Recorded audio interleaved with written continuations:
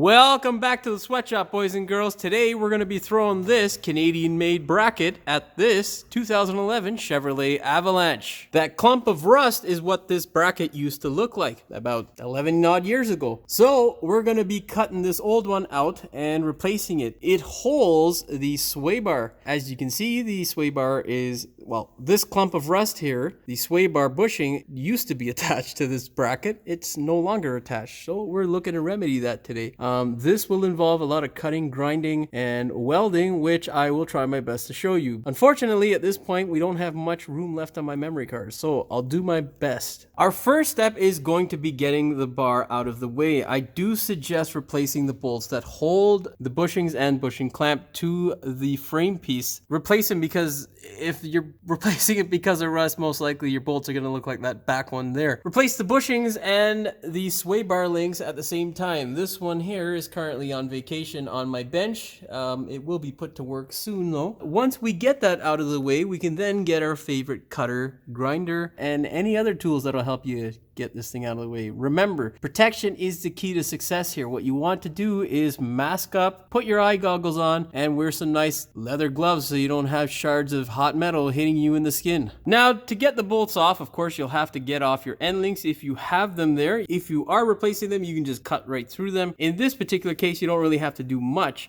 This bar is quite heavy, so I suggest getting a friend. In my case, I don't have any, sadly. So I have stands. I've employed the use of two of them. What we'll have to do is get our favorite 10mm impact socket and an impact gun and ravage these bolts to get them out. If you didn't buy the new bolts, maybe try doing it by hand so you don't wreck them. So, wonderful news, the bar is hollow and not extremely heavy. With the bar out of the way, you can really get a look at how much rust is there. It is a lot.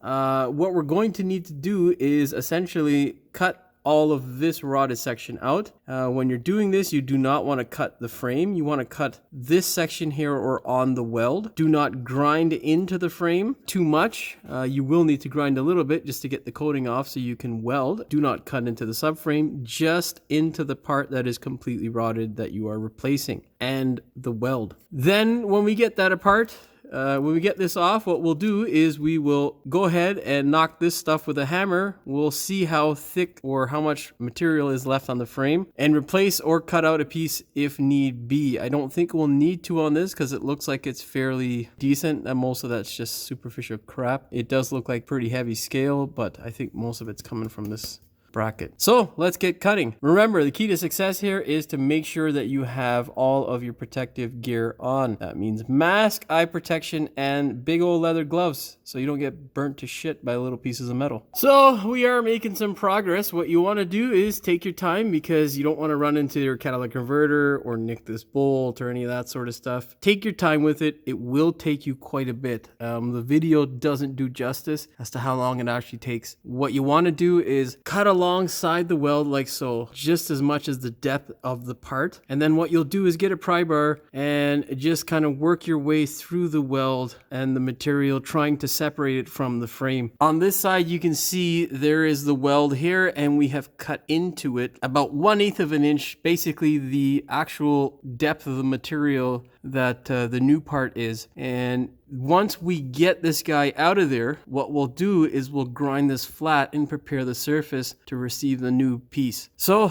persistence pays off, my friends. Just keep going at it and try your best to cut that old bracket out of there. So after quite a bit of time, you should end up with a result like this. I don't know how long it took me. I'd say probably 45 minutes to an hour, but the reason being is because you don't want to cut aggressively and sort of take away material that's good. As you can see here now, we have a hole in our frame, so we're going to cut this section out here, probably straight like that, and then there, and then weld in a piece. If you're not going to make a frame repair, you're going to grind the area nice and flat, and then you'll spray some weld through primer, and that should should be sufficient. You can spray etching primer or whatnot, but it's best to do weld through, and then you can prime and paint after you weld in the new piece. If you're curious as to what the old piece, that's the bulk of it right there, and then it's spread all around on the floor in hundreds of thousands of little pieces. So you can see here, it is, there's a chunk of the frame missing. Essentially what I did was I cut on the outside of the weld so I wouldn't have to grind it all down. Hopefully yours isn't as bad a shape and you won't have to do this.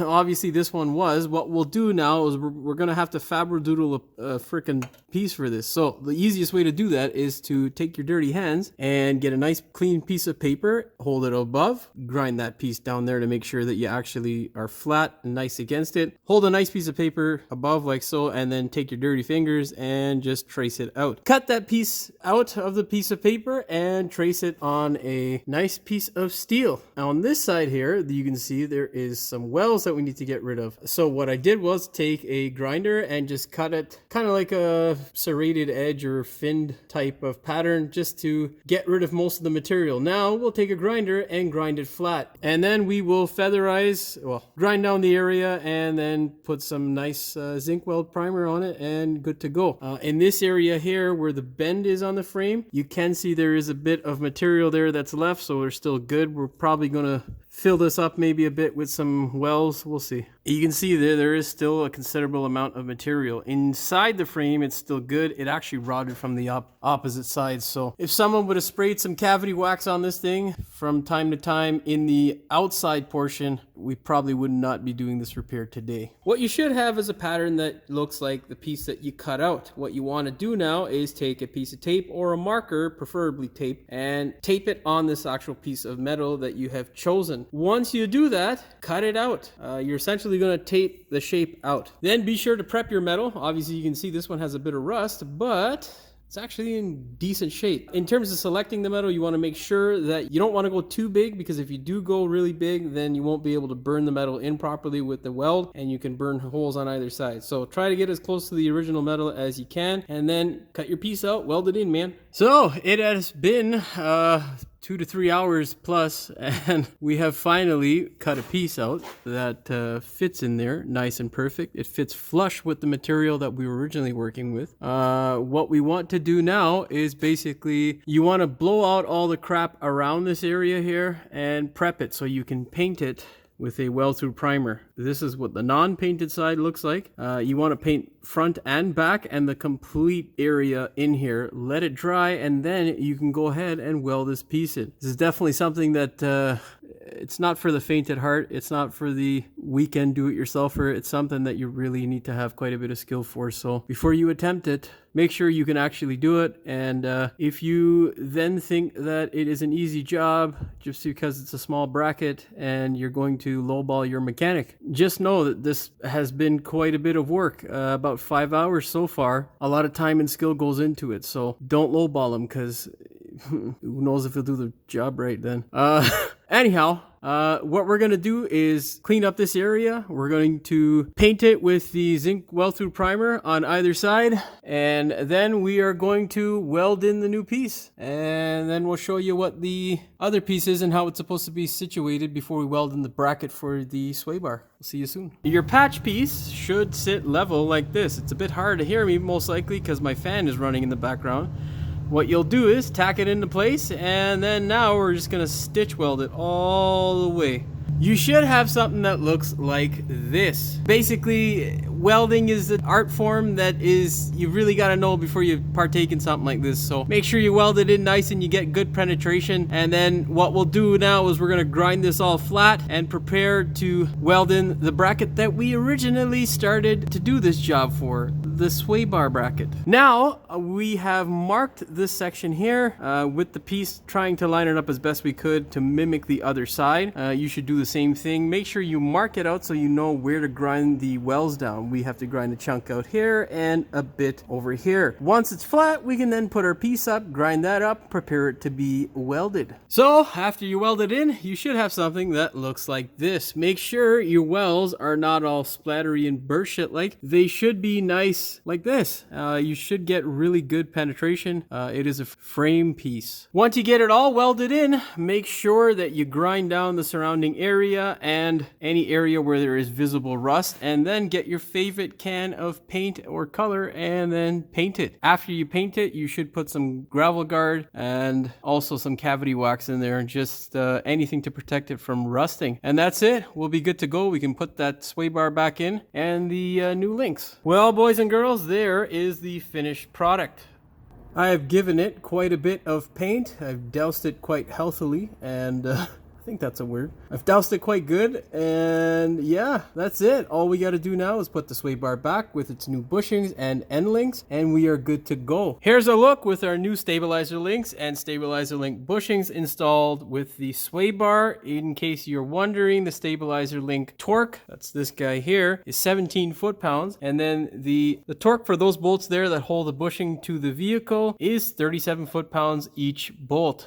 And don't forget to put your wheel back on, obviously, and torque it to the appropriate torque spec. If you have a 2011 Avalanche, it is 140 foot-pounds. Okay, boys and girls, that's it for the Avalanche. If you liked the video, please like, share, and subscribe. And don't forget to hit the notification bell so you never miss one of my new videos. As always, thanks for watching, and we will see you in the next one. Welcome back to the sweatshop, boys and girls. Today we're going to be throwing this Kazakhstan-made bracket at this particular GM product. Stop saying that, Jim. Fuck. But once we get it out of the way, we can get our favorite cutter, grinder. All we'll have to do now is get our favorite 10mm bolt. That is the bolt, Jim. What we'll have to do is get a 10mm socket and get our favorite impact and ravage these bolts with an impact wrench. That sounded retarded. Oh, the light's in the way, damn it. Remember, key to safety here is make sure you're good to go with. Now, if it's getting too hot, I mean, this is thick material. If it's getting too hot, it doesn't matter. Okay. Oh, God. Okay. Focus. There we go. Good penetration. It is a frame piece. Well, boys and girls, that's all she wrote for the Avalanche. If bushing is, and the torque, if you have a 2017 Avalanche,